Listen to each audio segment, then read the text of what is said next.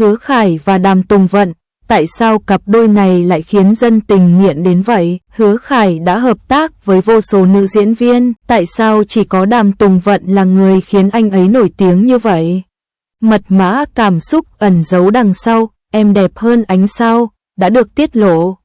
Từ diễn hy cung truyện đến em đẹp, kỹ năng diễn xuất của Hứa Khải đều tăng vọt, nhưng tại sao chỉ có bạn diễn của anh với Đàm Tùng Vận mới được khán giả gọi là cặp đôi hoàn hảo? Đây không chỉ là lời chúc may mắn mà còn là tia lửa của sự tương hợp giữa tâm hồn. Nhìn kỹ hơn vào những cộng sự trước đây của Hứa Khải, từ Ngô Cẩn Ngôn đến Bạch Lộ, cho đến nhiều nữ diễn viên hạng nhất, tại sao họ lại thất bại trong việc khiến hình ảnh màn ảnh của Hứa Khải ăn sâu vào lòng người dân đến vậy? Câu trả lời có thể nằm ở ánh mắt tinh tế và chân thành giữa Hứa Khải và Đàm Tùng Vận.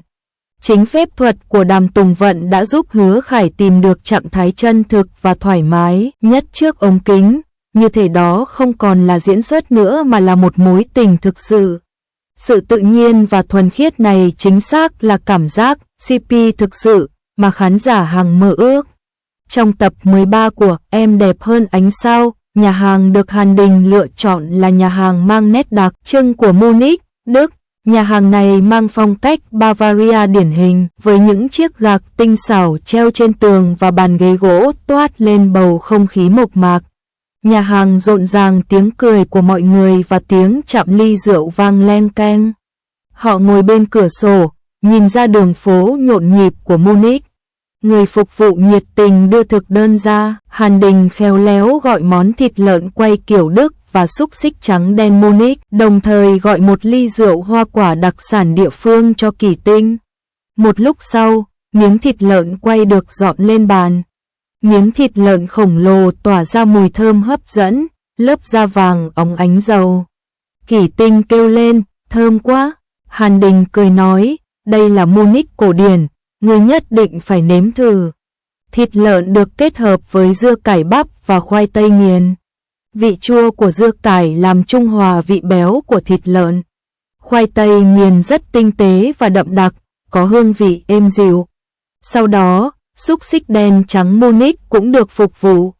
Những chiếc xúc xích trắng mềm được đặt trên đĩa, bên cạnh là một đĩa mù tạt ngọt nhỏ.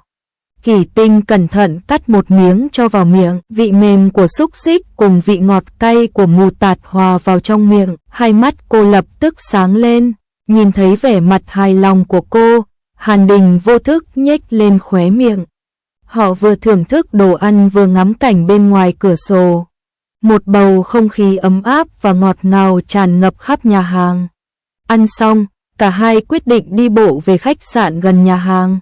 Đi trên phố, ánh trăng như nước, soi sáng những tòa nhà cổ kính và những con đường dài sỏi. Những cơn gió thổi nhẹ nhàng, mang theo những luồng không khí trong lành. Kỳ Tinh nắm lấy cánh tay Hàn Đình, có lúc chỉ vào cửa sổ trưng bày tinh xảo trên đường phố, có lúc lại nhìn lên các vì sao. Đi được một đoạn, Kỳ Tinh dừng lại. Đi bộ mệt à? Hàn Đình quan tâm hỏi. Mệt mỏi, Kỳ Tinh nhướng mày nói. Nào, lên đi, Hàn Đình nói rồi ngồi xổm xuống. Ngươi không sao chứ? Kỳ Tinh có chút lo lắng. Không biết tôi có làm được hay không? Hàn Đình tự tin nói. Đáng ghét, ta đang nói đến eo của ngươi. Kỳ Tinh cười nhẹ một quyền đánh hắn. Mau lên đi, Hàn Đình thúc giục. Kỳ Tinh trèo lên lưng anh, vòng tay qua cổ anh. Nặng một chút, Tinh Tinh, đã đến lúc giảm cân phải không? Hàn Đình cố ý trêu chọc. Sao có thể, tôi rõ ràng đã giảm đi 2 cân. Kỳ Tinh không tin nói. Hàn Đình cười nói, được, anh là người nhẹ nhất. Họ cười nói vui vẻ suốt chặng đường rồi nhanh chóng trở về khách sạn. Tắm rửa xong, Kỳ Tinh hối hận để Hàn Đình cõng mình về vì trước đó Hàn Đình đã bị thương ở thắt lưng. Thắt lưng của ngươi có vấn đề sao? Kỳ Tinh lo lắng hỏi. Không sao, Hàn Đình thoải mái trả lời. Kỳ Tinh vẫn lo lắng, bảo Hàn Đình nằm trên giường xoa bóp cho anh. Hàn Đình ngoan ngoãn nằm xuống. Kỳ Tinh nhẹ nhàng xoa bóp. Nơi này có đau không? Không đau. Giọng Hàn Đình có chút lười biếng. Nhưng massage không lâu, Hàn Đình liền lật người, đè Kỷ Tinh xuống dưới. Anh nhìn xuống Kỷ Tinh, khuôn mặt trắng trẻo sạch sẽ của cô dưới ánh đèn tỏa ra ánh sáng quyến rũ, dường như hấp dẫn người nếm thử. Đứng dậy để anh xoa bóp cho em một lúc. Kỷ Tinh đẩy Hàn Đình. Cô chưa kịp nói xong thì Hàn Đình đã bịt kín môi cô bằng một nụ hôn say đắm. Sau một nụ hôn nồng cháy, xinh xinh, vòng eo của em có tốt hay không? Em thử một lần sẽ biết. Hàn Đình nói, trong mắt tràn đầy yêu thương. Di Sinh không ngờ rằng vì lời nói của mình mà Hàn Đình sẽ gặp rắc rối cả đêm. Cô mệt đến mức ôm chặt cổ Hàn Đình mà ngủ thiếp đi. Ngoài cửa sổ, ánh trăng chiếu xuống vùng đất Munich yên bình và xinh đẹp. Cuối cùng, chúng ta không thể không đặt câu hỏi liệu ngành giải trí có thể tái tạo lại cách hiểu ngầm như vậy về CP không?